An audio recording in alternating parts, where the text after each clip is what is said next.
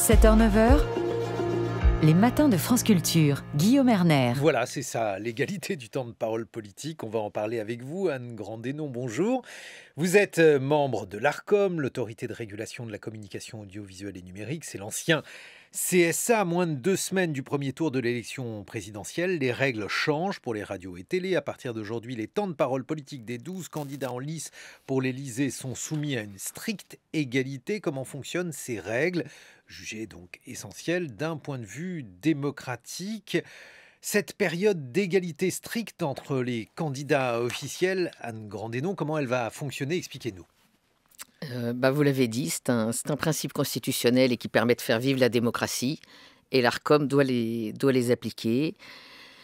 Donc depuis cette nuit, c'est l'égalité, enfin depuis hier soir minuit, c'est l'égalité stricte entre les 12 candidats, toute émission confondue.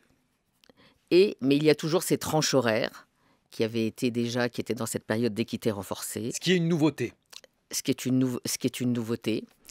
Et c'est à l'intérieur de ces tranches horaires, donc toute émission confondue, chaque candidat ou ses soutiens doivent avoir un temps le même temps exactement en temps d'antenne et en temps de parole. Ce qui vaut aussi pour les commentaires, par exemple, que l'on pourrait faire? Oui, absolument. Ça vaut aussi pour les commentaires. Mais alors, ça c'est très compliqué parce que ça signifie qu'il faut mesurer le temps qu'on va accorder donc aux différents commentaires du programme d'un tel par rapport à un tel, et il faudrait que tout ceci s'équilibre? Il faut absolument que tout ceci s'équilibre pour effectivement ne pas défavoriser un candidat par rapport à un autre et que tout le monde soit traité exactement de la même manière. Alors, vous dites que c'est constitutionnel, mais qui a imposé ces règles? D'où viennent-elles, Anne Grandénon? Donc c'est effectivement un principe constitutionnel qui a été ensuite, qui est devenu un principe aussi législatif et que l'ARCOM doit appliquer dans l'ensemble des médias. Mais alors, qui a instauré ces règles? Le législateur. Le législateur, c'est un principe constitutionnel. C'est lui qui a dit que 15 jours avant les élections, il fallait une égalité stricte. Non, ça c'était la loi du 6 novembre 62 qui était la loi consacrée à l'élection présidentielle. Et il doit y avoir cette égalité stricte. C'est dans le code électoral et il doit y avoir cette égalité. Après, c'est aussi un principe démocratique quand même. On peut penser que à partir du moment où les candidats ont eu leurs 500 signatures, c'est quand même bien pour faire vivre cette démocratie, et encore une fois pour être égalitaire entre chaque candidat et que tous les téléspectateurs, les citoyens puissent avoir accès à la fois à leur programme, à la fois à toute leur activité politique, ça soit l'égalité. Et c'est 15 jours, c'est 2 semaines. Bon, c'est beaucoup, mais c'est quand même 2 semaines. Qu'est-ce que justement cela change par rapport au pluralisme hors période électorale? Alors, hors période électorale, oui, puisque effectivement, vous l'avez dit, le temps de parole est toujours observé et toujours comptabilisé, même hors période électorale. Ce qui change, c'est que c'est en fonction des formations politiques et qu'il y a 1/3 du temps qui est réservé à l'exécutif, 2/3 aux différents partis, en fonction d'un certain nombre de critères de représentativité. Et ce qui est vrai, c'est que l'égalité, là, on ne parle plus de représentativité. Tous les candidats sont traités à la même enseigne. Alors, à ceci près qu'il y en a un, je crois, qui est président de la République. S'il s'exprime en tant que président de la République, son temps de parole est décompté? Non, s'il s'exprime en tant que président de la République, non, mais de plus en plus, il s'exprime quand même en tant que candidat.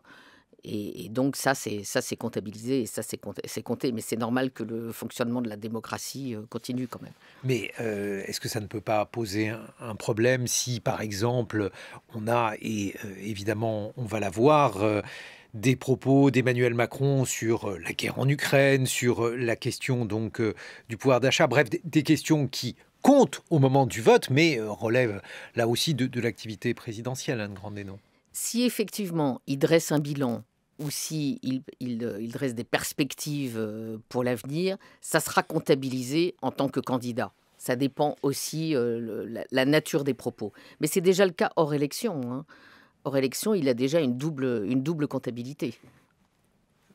Les journalistes considèrent que c'est une règle qui est extrêmement contraignante. Elle donne lieu à des choses un peu étranges. Par exemple, il y a eu la disparition d'Alain Krivine, son enterrement. Eh bien, on ne pouvait pas en parler parce que Alain Krivine était un soutien de Philippe Poutou, et alors tout reportage sur l'enterrement d'Alain Krivine serait compté au temps de parole de Philippe Poutou, ce qui est un peu étrange. Comment expliquer ce type de choses? Est-ce qu'il n'y a pas là des aberrations ou des principes qui sont trop restrictifs? Dans toute réglementation a ses contraintes, de toute façon.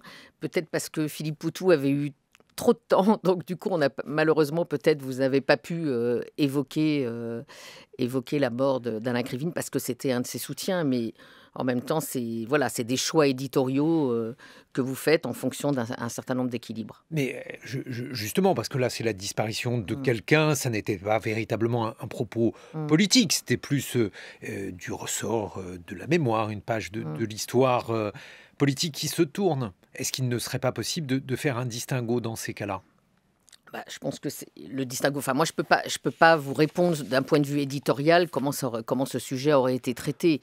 Mais normalement, s'il n'est pas traité de manière politique, entre guillemets, il n'aurait pas été comptabilisé. Donc ça, moi, je ne peux pas juger du point de vue éditorial. L'autre interrogation chez les journalistes, Anne Grandénon, c'est le fait qu'aujourd'hui, il y a Internet. Or, l'Arcom n'a pas la possibilité de réglementer ce qui se passe sur les réseaux sociaux, sur Internet. Je me trompe? Non, vous ne vous trompez pas.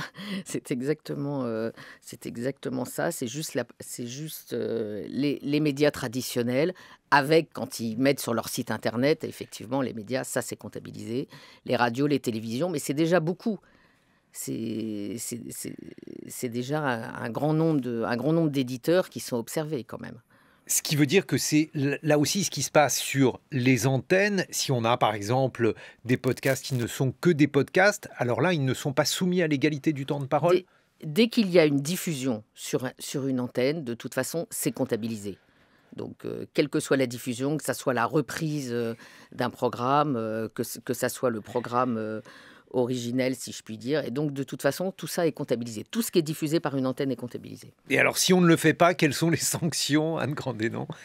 De toute façon, ce qu'on a pu observer jusqu'à maintenant, c'est que les médias ont plutôt bien fait leur travail. On essaye chaque jour. On le sait, on le voit, et nous sommes en dialogue en permanence quand même avec les éditeurs pour qu'elles puissent remplir au mieux cette réglementation. Et de toute façon, ça se passe plutôt bien au fur et à mesure de la campagne. Et on échange par mail, on échange par oral, et on explique les règles au mieux.